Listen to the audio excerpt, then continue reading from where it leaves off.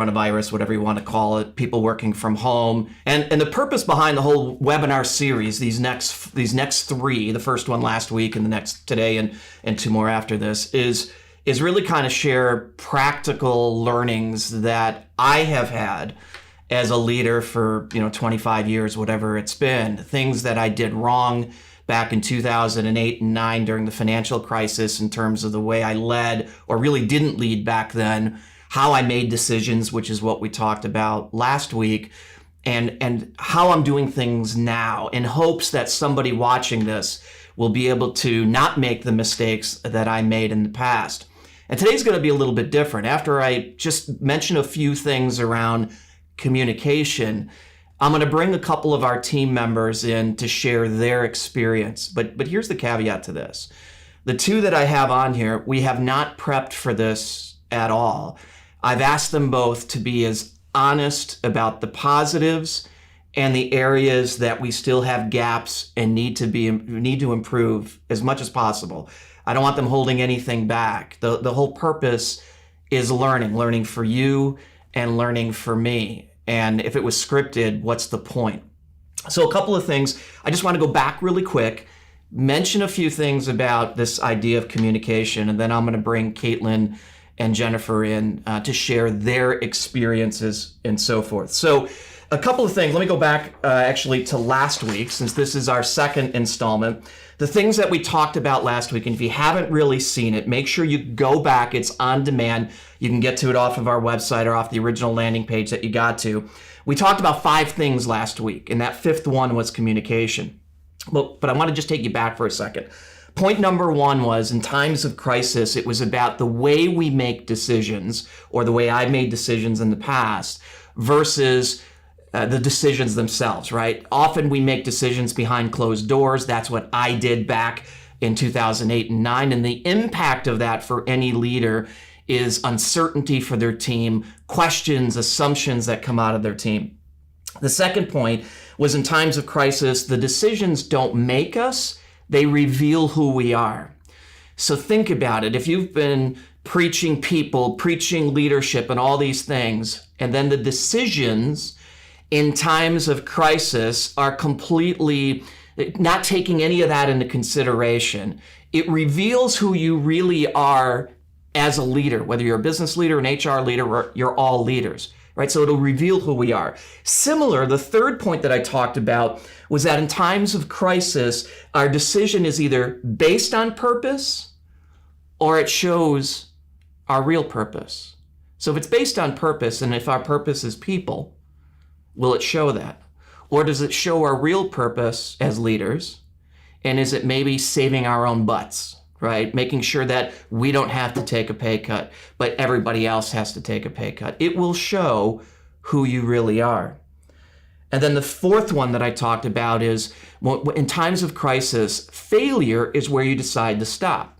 If you make a decision as a leader during times of crisis, non-crisis, and it's the wrong decision, or the circumstances change and it feels like the wrong decision, it's really only a failure if that's where you stop.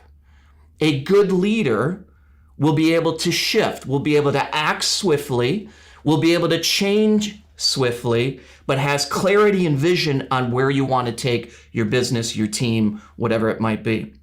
And then the 5th one that I talked about, which is where we're going to bring in Caitlin and Jennifer here in a minute today, is this whole idea of communication during times of crisis. Now, I think the principles that I've learned the hard way by doing them completely wrong in 2008 and 2009, and I would even say prior to that in 2001, they seem so simple, but yet as leaders, and I see this happening even to myself at times, I've got to catch myself where I'm not communicating the right way, especially when things are haphazard the way they are.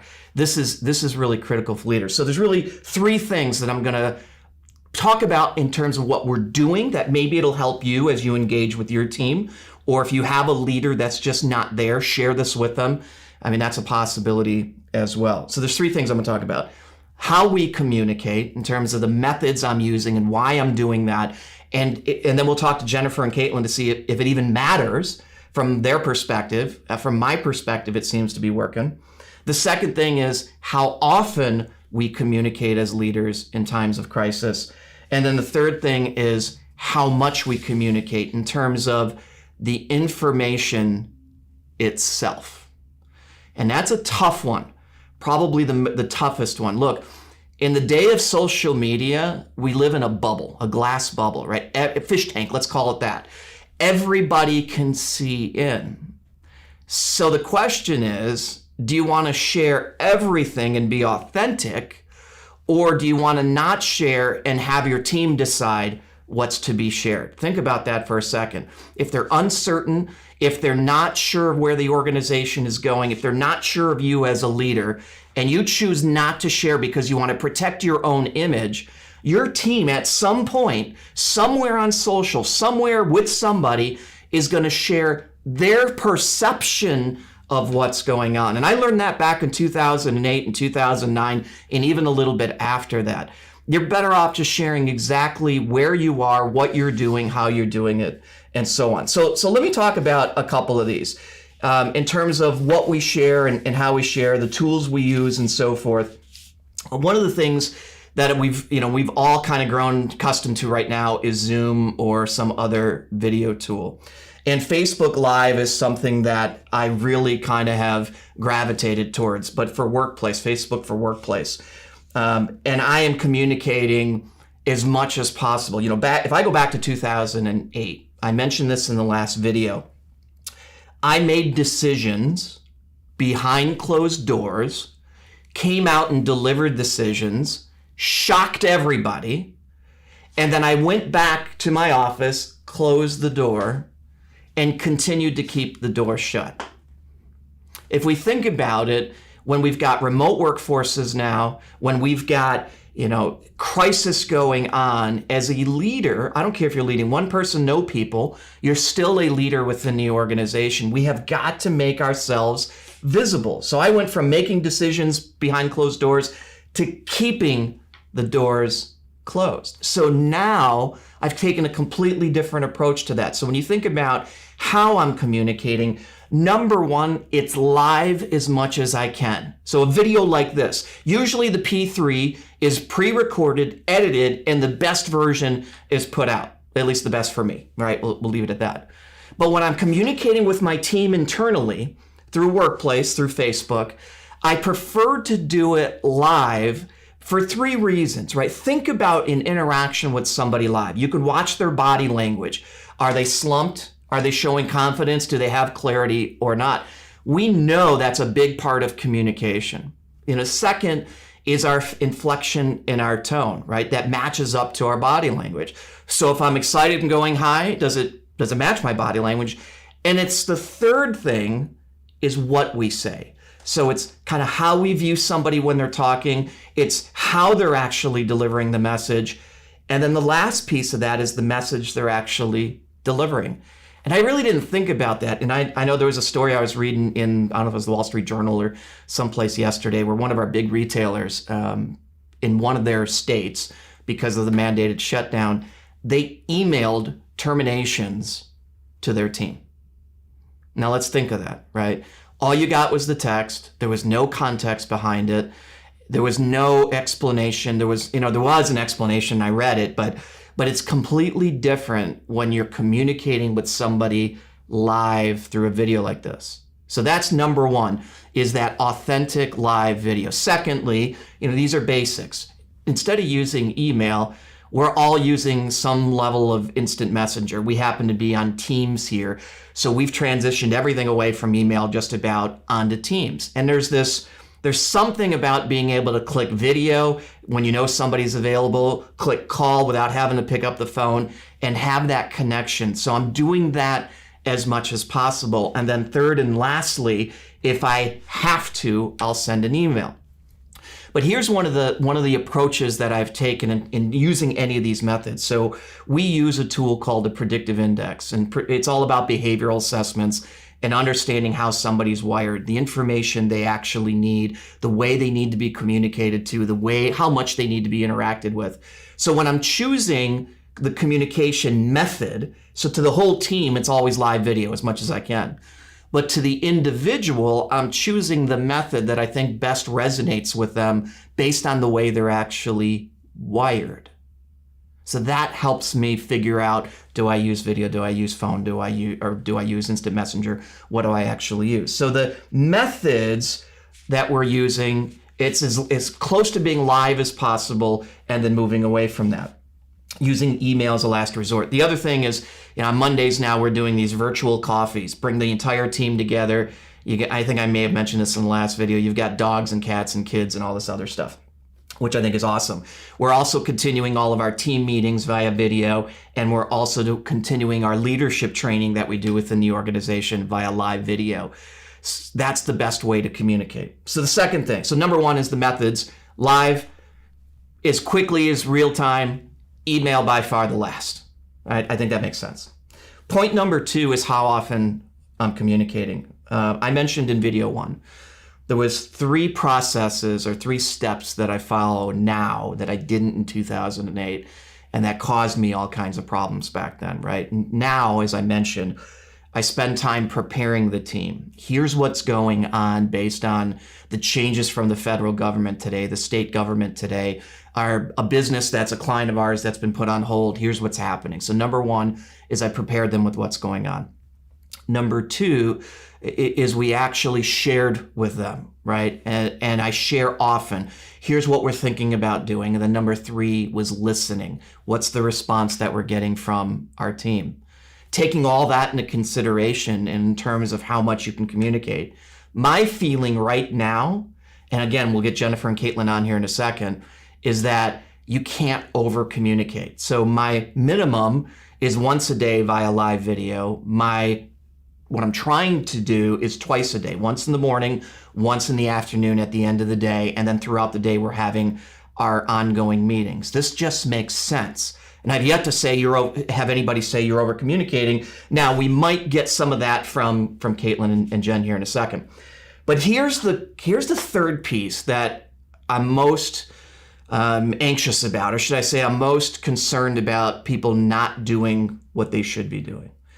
And this is how much we communicate in terms of the amount of information that we communicate to our team. As leaders, what are we holding back versus what are we sharing? I keep using 2008 as an example because the reality of it is I wouldn't have followed me through 2008. And I know a lot of leaders that experienced the same thing. We grew up after that. It took me a few years later, but I think I've grown up a little bit. And what I've realized, and it makes sense and we talk about it, but doing it is something very different. Being 100% transparent about what's going on in the right way, where you're completely authentic in what you're sharing, how you're sharing, the details that you're sharing, I think goes a lot further with your team than being selective and holding things back. I was talking to a CEO yesterday of a mid-sized business. They have about 550, 560 employees. And she was saying, I'm picking and choosing what I'm willing to share. And the first comment was why? And she said, well, not everybody knows, especially my younger generation, knows how to take this from a business perspective. And then I asked her, well, how would they ever figure out what to do with this information if you don't share it with them and teach them what it actually means, right? Otherwise, they're going to make assumptions. That was question number 1. And she kind of thought for a minute. Question number 2 is, how do you remember what you shared and what you didn't? Because the last thing you want to do is hold something back. You accidentally share it later and they say, well, we never knew about that. It creates this amount of extra stress on the leader and absolutely on the team. So I've taken the approach of, I'm going to share everything that's going on, good and questionable, where we have gaps, where we need to make decisions, and be 100% authentic, which creates this opportunity to be vulnerable, which is tough for many leaders. But what I have found, and hopefully you'll hear some of this from some of the team, is that that's when the team actually rallies around. Now, one of the individuals that we're going to have on actually in just a second, and Jen and Caitlin, if you want to turn your video on, you guys are going to be up here in just a second. One of the things that was brought to my attention a couple of weeks ago was Jen, who's in my marketing team. Let me see if I can pull you up here, if we can do this. You guys got your video on? There you are. There we go. How are you? Good. How are you? All right, Caitlin, there are you. Where's Jen? Oh, Jen's back. Won't let me come in. All right, so we're gonna do you and I, Caitlin, and Jennifer. You're gonna at least talk, but we can't see you. My apologies to everybody for that, but it's just life. So I've talked a little bit about communication during crisis and kind of my view of it, and we haven't prepared for this, as I've told everybody. In terms of, it's a difficult time for everybody. Some people have already in our organization have gotten their compensation cut. Others, we've talked about, it may get to that. But in terms of the overall feel around what we're communicating, when we're communicating, the two of you, Caitlin, we'll go with you first. What's kind of been your experience? Yeah, so I think this is obviously such uncharted territory for everyone that I don't think anyone really knew what to expect as far as communication when it slowly started getting to the point where it was more real and we realized that it was going to affect us directly. But the fact that there's been such open and honest communication, there's been sometimes things that maybe we didn't necessarily want to hear from you, that somebody was going to have to take a pay cut, or that layoffs were happening, or some of us that haven't been affected by the salary cuts may be up next. I think the fact that it's been honest and that the whole company has been included, it's not just the executive team or the leadership team, it's been every single one of us.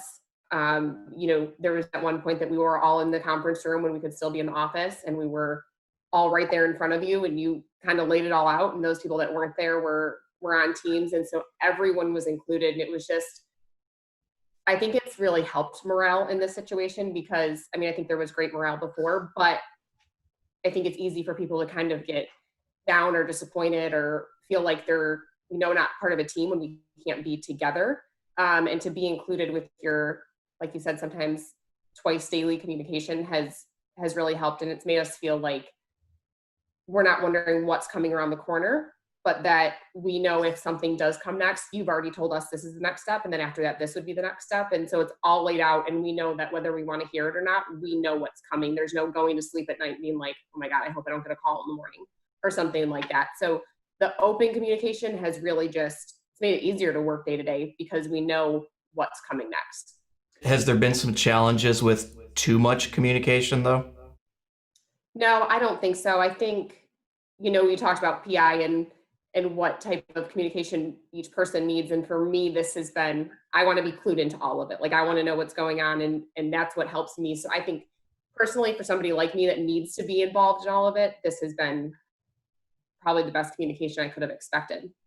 I appreciate that. Hey, Jen, I want to talk a little bit about what Jen did.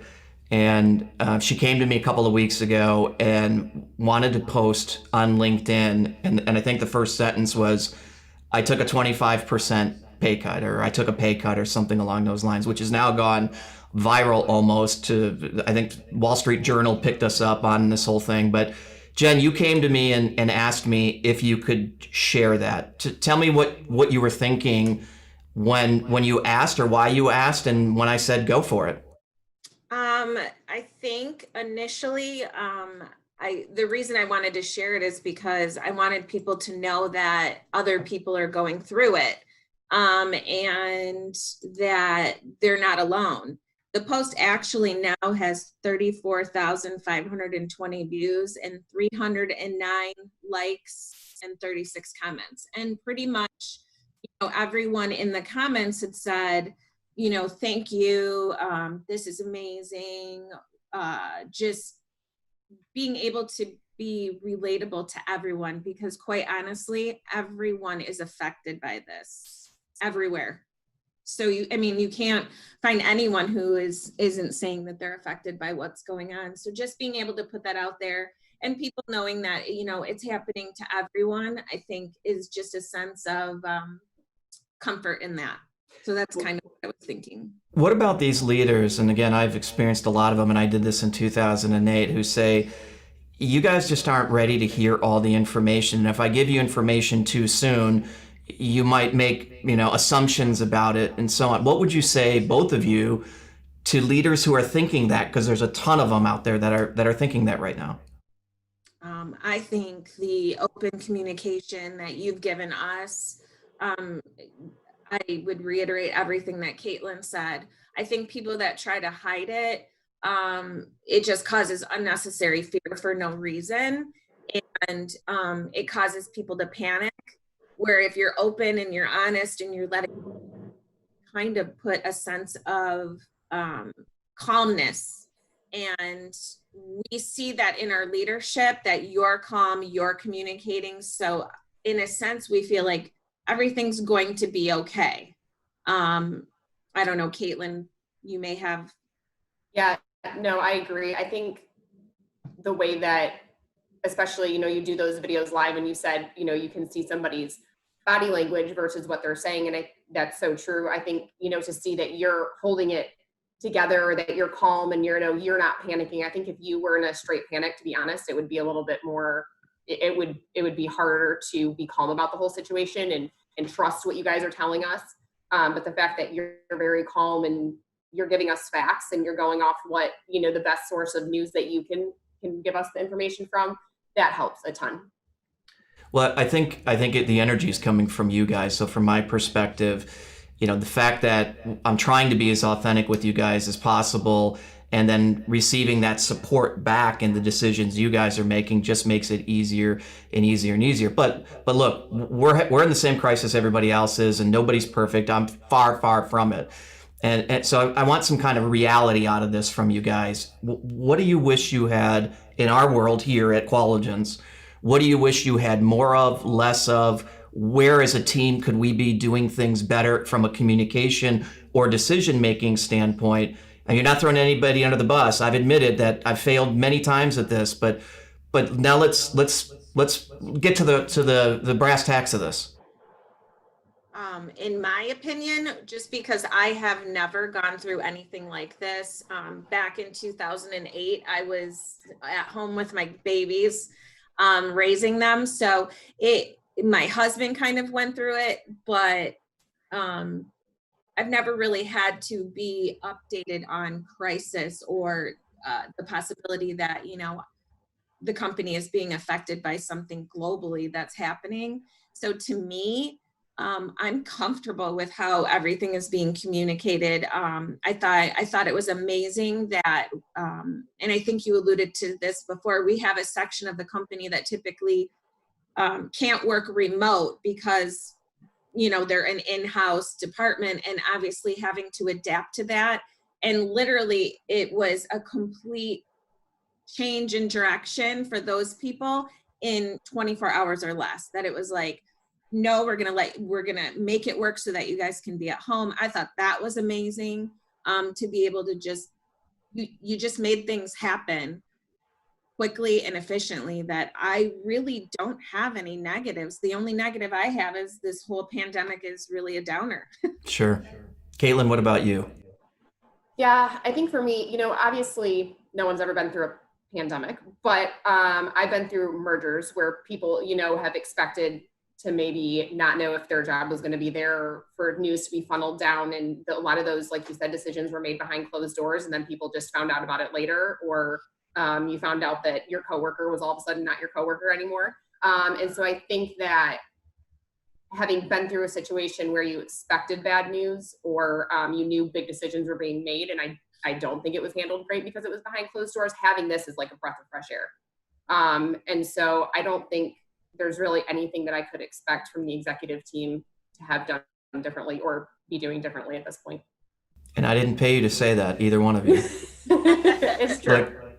Look, we got to have a little bit of fun given the circumstances on it, but I just wanted to make sure that what we're trying to do as a leadership team is, it seems to be working in getting everybody to rally around and together like I've never seen before. And I think this is important for other organizations. And we're not doing it perfectly by any stretch, but it's because of folks like you guys and your teammates that make it easier for us as leaders to do it.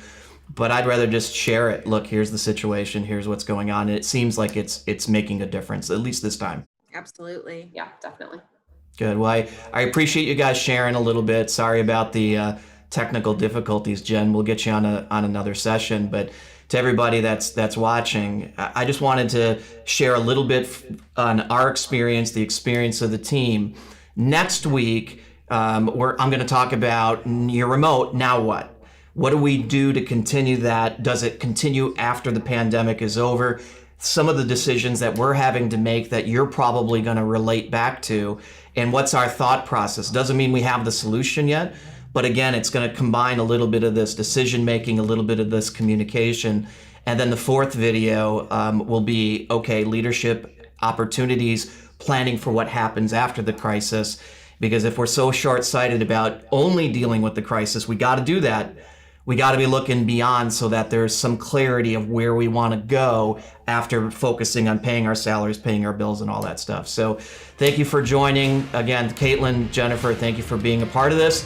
Sorry about some of the technology issues. Hopefully I'll get them worked out for next time, but hey, it's just it's life when you're live. Thanks, everybody.